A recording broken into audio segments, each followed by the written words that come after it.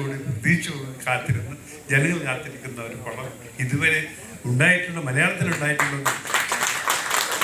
25 വർഷങ്ങൾക്ക് മുന്നേ മലയാള cinema redefine ചെയ്തുകൊണ്ട് ആരംഭിച്ച് എന്നാൽ ലോങ് ഗ്ലോറിയസ് 25 ഇയേഴ്സ് എന്നൊരു മൈൽ സ്റ്റോൺ ക്രൗൺ ചെയ്ത് തന്നെ ഈ കാലങ്ങളിലെല്ലാം ഒരുപാട് cinemas including family dramas, action thrillers, ഒരുപാട് സൂപ്പർ ഡ്യൂപ്പർ ഹിറ്റ് ചിത്രങ്ങൾ മലയാളികൾക്കായി സമ്മാനിച്ച Aashirvad cinemas.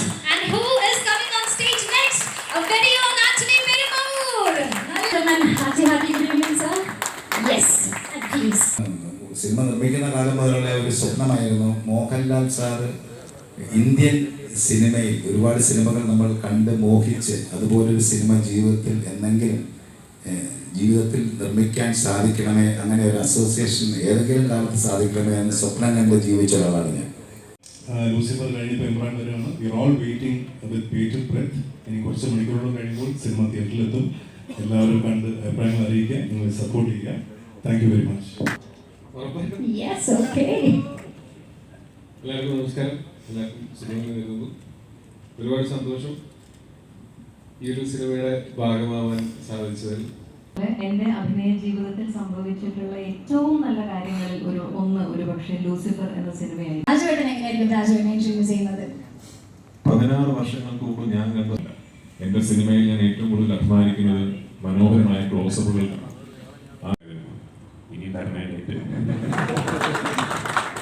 Last but not the least, എന്നോടൊപ്പം വർക്ക് ചെയ്ത എൻ്റെ ഗ്രൂപ്പ് ഓഫ് ടെക്നീഷ്യൻസ്.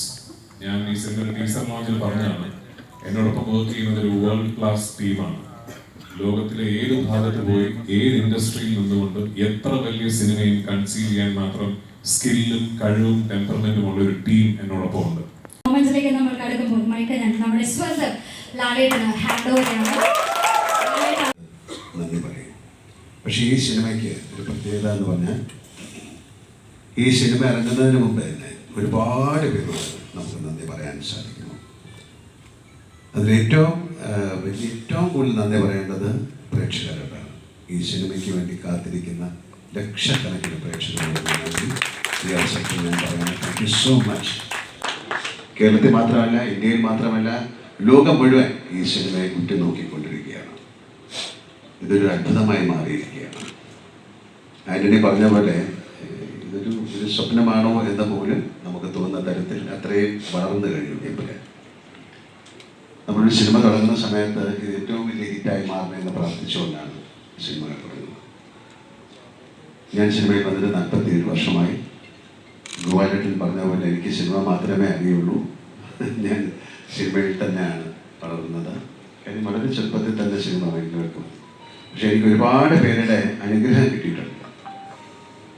ഞാൻ വന്ന സമയത്ത് ഏറ്റവും വലിയ ആക്ടേഴ്സ് നസീർ സാറായാലും മധു സാറായാലും Thikkurissy sir, SP Pillai sir, Nedumudi മനുഷ്യൻ, ഒരുപാട് പേരുടെ സുഖമായിട്ട് ഞാൻ ജയൻ്റെ കൂടെ അഭിനയിച്ചിട്ടുണ്ട്. അവരുടെയൊക്കെ അനുഗ്രഹത്തോടുകൂടി രൂപിച്ചിട്ടുണ്ട്. തമിഴിലാണെങ്കിൽ Sivaji Ganesan sir, Amitabh Bachchan sir, Nageswar Rao sir, Rajkumar sir, ഒത്തിരി പേരുടെ ഒരു അനുഗ്രഹത്തോടു കൂടി വന്ന ഒരാളാണ് ഞാൻ.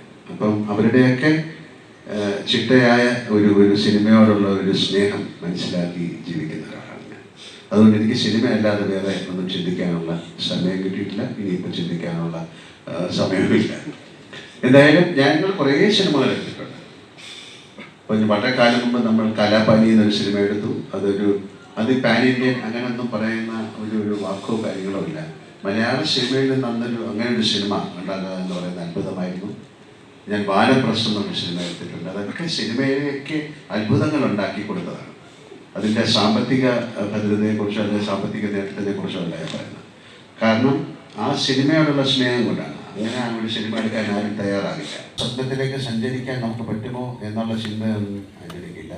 അങ്ങനെ തുടങ്ങി അദ്ദേഹത്തിന് അത് സാധ്യമാക്കാൻ ഒരാളെ കിട്ടി. അതാണ് പൃഥ്വിരാജൻ. ഞാൻ വിശ്വസിക്കുന്നത് അതൊരു നിമിത്തമാണ്.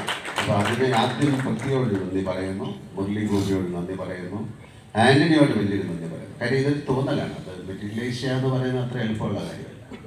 അങ്ങനെ ആ തോന്നലിൽ നിന്ന് ഒരുപാട് സിനിമകൾ ഉണ്ടായിട്ടുണ്ട് ഞങ്ങളുടെ. ഇത് 34ാമത്തെ സിനിമയാണ്. 35ാമത്തെ സിനിമ ഇപ്പോൾ നടന്നുകൊണ്ടിരിക്കുകയാണ്. ഹൃദയപൂർവ്വം എന്ന സത്യനന്ദിക്കാരുമായിട്ടുള്ള ചിത്രം.